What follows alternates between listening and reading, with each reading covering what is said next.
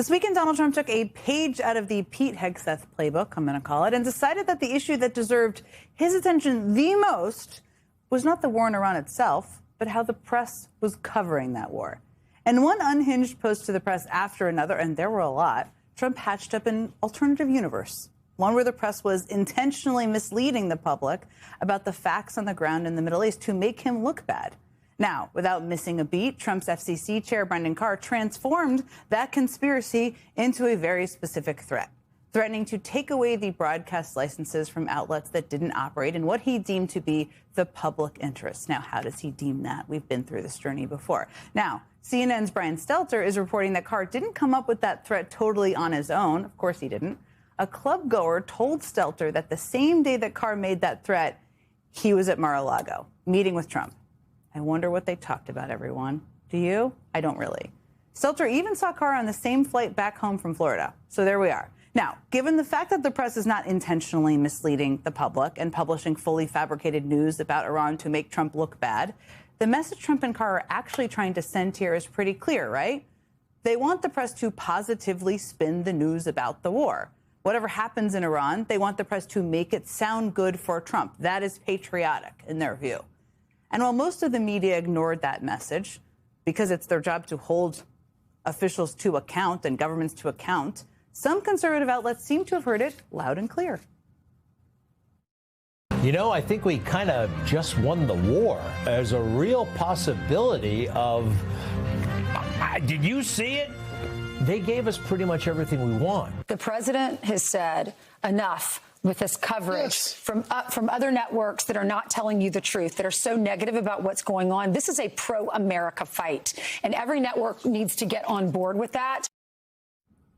Now, I should say that Brendan Carr and the FCC cannot actually strip networks of their licenses just because they don't like what the networks are saying.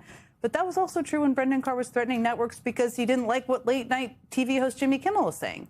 And he still managed to at least temporarily bully networks into taking Kimmel off the air. Now, the differences now are the stakes. This isn't a comedy show Trump is trying to silence. It's a war. So the stakes are much higher. Joining me now is Terry Moran, former senior national correspondent at ABC News, and Elise Labott, global affairs journalist and a host of Cosmopolitics on Substack, who I should mention used to grill me relentlessly when I was the spokesperson at the State Department. There she is. You just saw me, and she every was time I come on, she has it. I know. You seem just graded. Terry, let me start with you because some of the clips I just showed I find to be a little bit chilling. I mean, this is not.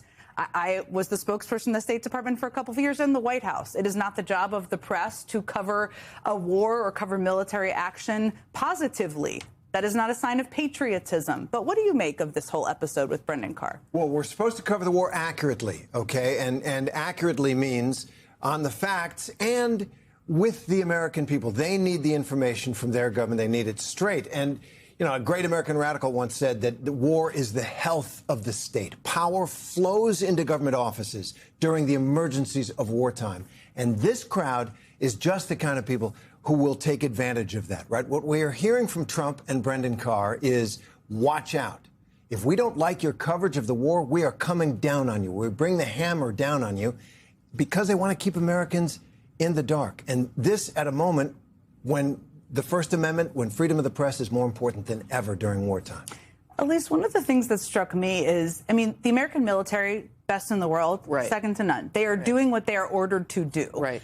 Pete Hegseth gave a press conference on Friday, which I found to be cuckoo bananas, where he talked about the Ellisons in like the first 10 minutes before he talked about... Thank God CNN is going to have a new owner that'll be more friendly. Well, no, I was wondering what you thought about that. And just...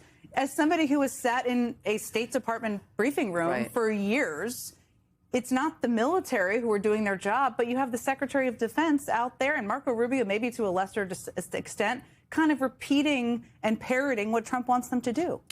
Well, I mean, when we used to cover conflict, or we would cover just any administration and their foreign policy, you would have, you know, the briefer, you would have a daily briefing, you would go there.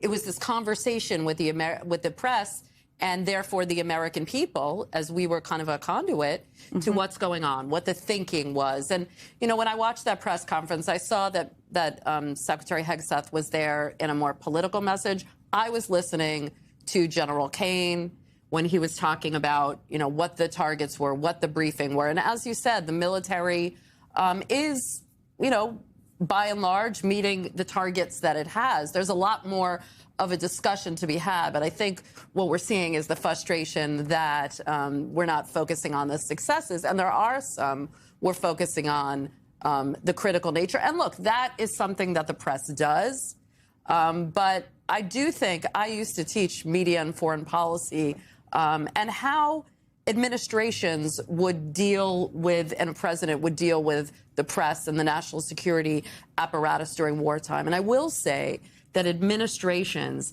that open up that conversation with the press generally get better coverage.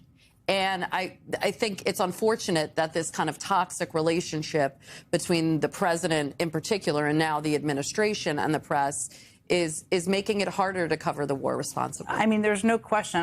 We were just talking during the break. I mean, I screwed up plenty of times. Anybody who's a spokesperson screws up. But if you are caught in some information that's not accurate, you got to fess up. But that's like a continuous lying cycle here. But think of all the conversations that you and I had off camera. Like maybe both of us a little bit were performing for the camera. I was at CNN, I was on TV, and you were a spokesperson. But there was that constant pressure testing of the argument. And I think, and I'd like to hope that the press and of course the State Department press corps was the best press corps that there is. And, the Pentagon press corps is doing a really good job now. The ones that are not in the briefing room every day. But I think we made better arguments for you. And we were helping you discuss that to the American people. And I think that's what really maybe one of the reasons why the press coverage is negative and the approval ratings are low is because that conversation with the American people is not taking place. Well, no relationship is going to reopen the Strait of Hormuz. There are certain things that I think, or bring back the men and women who lost their lives. Right.